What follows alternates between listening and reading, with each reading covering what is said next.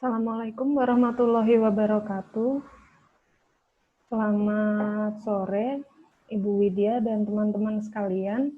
Perkenalkan, nama saya Antik Novinda Damayanti. Di sini saya akan mempresentasikan tugas akhir kepribadian manajerial. Judul paper saya yaitu analisis kasus transformasi BPKP di bidang SDM dalam menghadapi pandemi COVID-19.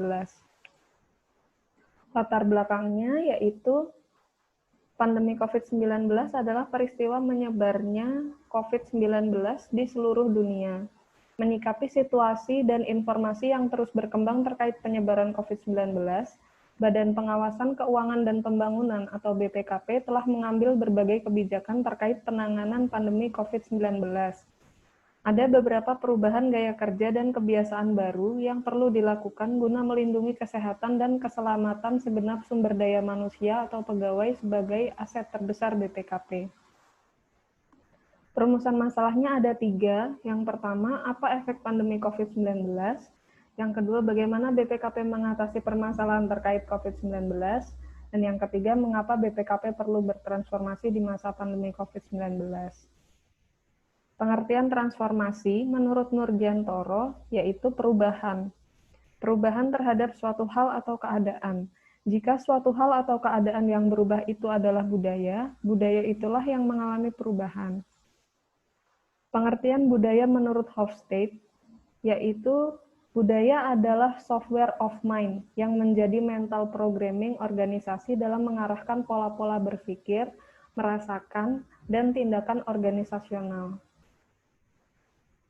Penyebab terjadinya transformasi yaitu suatu kehidupan organisasi tidak terlepas dari pengaruh lingkungan eksternal, karena organisasi sebagai suatu sistem selalu berinteraksi dengan lingkungannya. Organisasi yang tidak responsif dan adaptif terhadap perkembangan lingkungan yang kompleks dan penuh ketidakpastian sudah tentu tidak menguntungkan organisasi di dalam menghadapi dunia persaingan yang semakin ketat. Efek pandemi COVID-19, membangun budaya organisasi yang efektif di masa pandemi saat ini perlu adanya penyesuaian-penyesuaian sehubungan dengan banyaknya perubahan-perubahan yang terjadi pada tatanan kehidupan, mulai dari kehidupan sosial dan juga dalam berorganisasi. Dampak dari kebijakan dengan menjaga jarak atau social distancing telah merubah pola perilaku dalam kehidupan sehari-hari.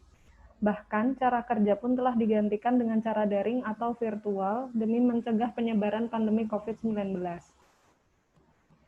Cara BPKP menangani pandemi COVID-19 ada 5. Yang pertama, adanya inovasi dan pengambilan resiko. Yang kedua, memperhatikan secara mendetail. Yang ketiga, berorientasi pada kebermanfaatan. Yang keempat, berorientasi pada tim. Dan yang terakhir, bersifat agresif.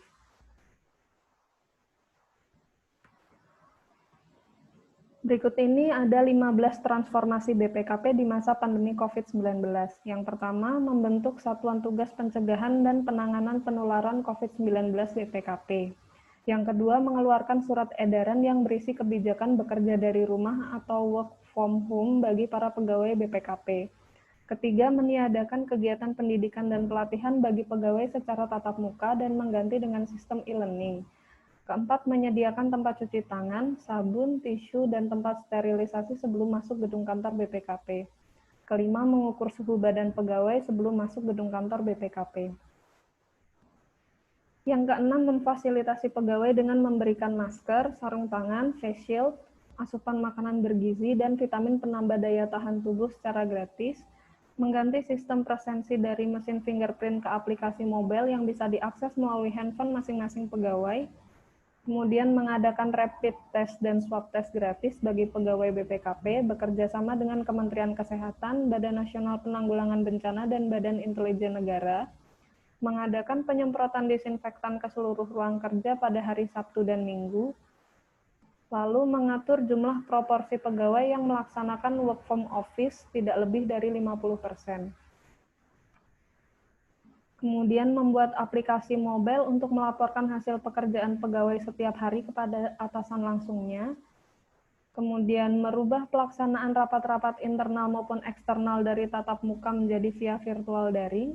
lalu membuat aplikasi updating kesehatan harian bagi pegawai sehingga dapat terpantau kondisi kesehatannya di masa pandemi, lalu membatasi kegiatan perjalanan dinas bagi pegawai BPKP, dan yang terakhir merevisi DIPA BPKP tahun anggaran 2020 dengan berfokus pada pengawasan penanganan COVID-19 dan pemulihan ekonomi nasional. Demikian presentasi dari saya. Mohon maaf apabila ada salah kata atau kekurangan di sana-sini. Terima kasih. Wassalamualaikum warahmatullahi wabarakatuh.